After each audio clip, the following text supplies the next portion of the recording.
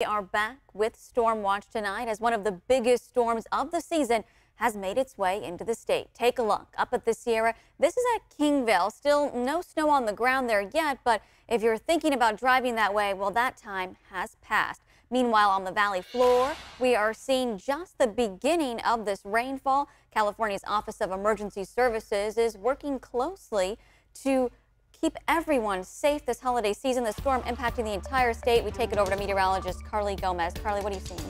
Right now, we are looking at that storm system pushing in. We saw it on shore, pushing in closer to about 9 p.m. Now making its way closer toward our valley spots. Already seeing it from Modesto, Stockton, all the way up now toward West Sacramento and Davis. As we get that closer look for you, you can see it's just on the outskirts of Sacramento right now, and it'll continue to push in the next hour as we'll start seeing it move toward areas like Citrus Heights, Roseville, and Auburn, with the heavy stuff right behind it in that orange and yellow. Do expect to see these downpours continue through the mid-morning hours, so the overnight, along with some strong wind gusts picking up as we get to the mid-morning hours. In the Big Mountain backyard, temperatures in the low 50s, now getting cloudy skies with 27 degrees in Tahoe. Now a high wind warning is in effect from 2 a.m. until Monday 4 a.m. Wind gusts could be 50 to 60 miles per hour, and even some localized spots may top 70-mile-per-hour wind gusts. Now 74 is the Cat 1, so we're just shy of that, but we are just seeing how strong these winds are expected to get. If you still have some time, secure any loose items out there that may need to be held on to, because we will see these strong wind gusts continuing to pick up through the early morning hours. Power outages are possible and likely. Now, we are going to see this moving in at 9 a.m. You can see about 45 to 50-mile-per-hour gusts, pushing 50 in Sacramento, Modesto as well by 4:30 p.m. So this is pretty much an all-day event with the strong winds. Into your Monday, 8 a.m., things do start to slow down, so expect it to be much lighter Monday. Now, the big impacts here for rainfall will be high impact, severe winds, flooding high, and then snow severe with 2 to 4 feet expected. We'll talk more about what to expect for the early portion of your work week. All right, thanks, Carly. The California Office of Emergency Services is working closely with our local emergency managers throughout the state to prepare for what is expected to be life-threatening weather conditions. So ABC 10's Garjpal Sangha joining us live from downtown Sacramento as many people are getting ready for this storm. Garjpal, how are conditions out there?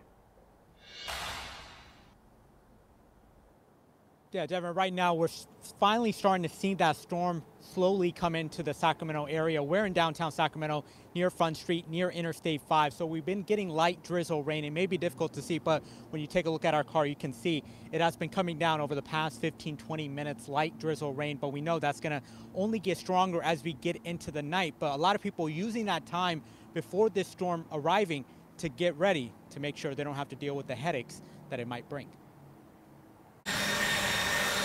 The countdown for storm preparation, from cleaning the yard to making sure trees in East Sacramento were trimmed. They trimmed that off quite a lot. It was an all-day process. A process that for some calls for sandbags. Our backyard takes a lot of mud off the slope and puts it on the deck. As a major storm threatens Northern California.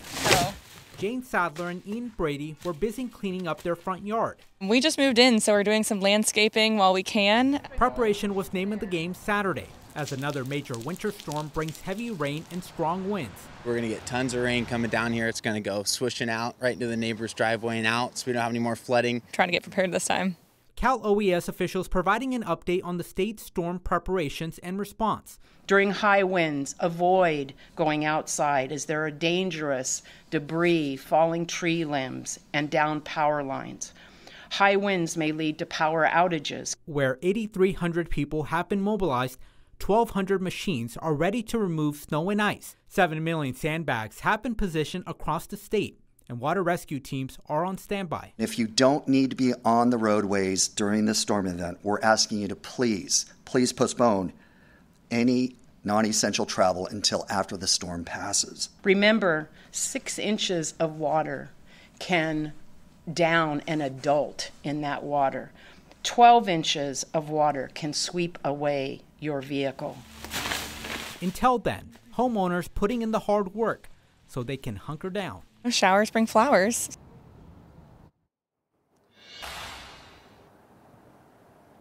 And try not to drive through the peak of the storm. But if you have to drive, just make sure you do not drive through any flooded roads. But right now, the wind is not as strong as it's probably going to be as we go through the storm cycles. And I have been speaking with the SMUD and PG&E officials. They tell me they are ready for whatever this storm is going to bring. But right now, we have no major power outages to report. But that is something to keep in mind as we go through the storm. Devin.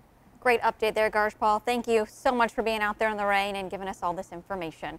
And Sacramento County has announced that Discovery Park is closing because of the back-to-back storms. Keep in mind, the park is designed to flood. Now, this is video of when it happened last March. It will now be closed until further notice. Meanwhile, Modesto police offering a warning to the public tonight. The department says the storm brings the risk of the Tuolumne River rising. Anyone camping along the river is asked to move somewhere safe. And just weeks ago, officials there found a massive cave network carved into the side of the levees that people were living in along the river. These caves have since been closed. And you can always get the most up-to-date information on the storm on the ABC 10 mobile app, including minute-by-minute forecasts specialized to exactly where you live. You'll also be able to read our reporting throughout the storm and find access to resources there.